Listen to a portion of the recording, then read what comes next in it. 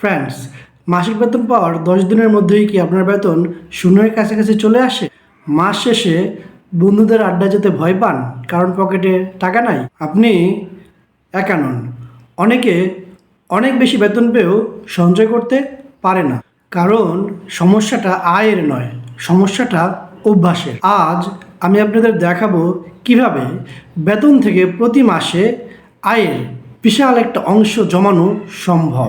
প্রথমেই ফলো করুন 70-20-10 এই নিয়মটি। আপনার বেতনের 70% খরচ করুন প্রয়োজনীয় কাজে, যেমন বাসা ভাড়া, বিদ্যুৎ বিল, বাজার খরচ, অফিস বাসা যাওয়া আসার ভাড়া। 20% রাখবেন অনিয়মিত খরচের জন্য, যেমন শপিং করা, ঘুরতে যাওয়া, সিনেমা দেখা, এরকম। বাকি 10% অবশ্যই বেতন পাওয়ার সাথে সাথেই আপনার সেভিংস অ্যাকাউন্টে রেখে দিন। মনে রাখবেন, খরচ করার পরে যা বাঁচে তা জমানো নয়, বরং জমানোর পর যা বাঁচে তাই খরচ করা উচিত। দ্বিতীয়ত, লাইফস্টাইল ইনফ্লেশন থেকে দূরে থাকতে হবে। বেতন বাড়লে আমরা দামি ফোন, দামি রেস্টুরেন্টে যাওয়ার অভ্যাস করি। এগুলোই লাইফস্টাইল ইনফ্লেশনের অংশ।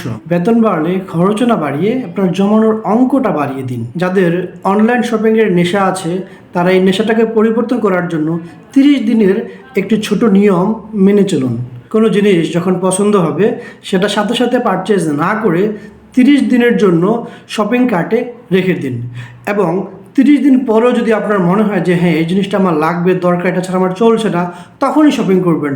কোনো কিছু, বিশেষ করে অনলাইনে ইনস্ট্যান্ট শপিংয়ে যাবেন না। অটো সেভিংস চালু রাখুন।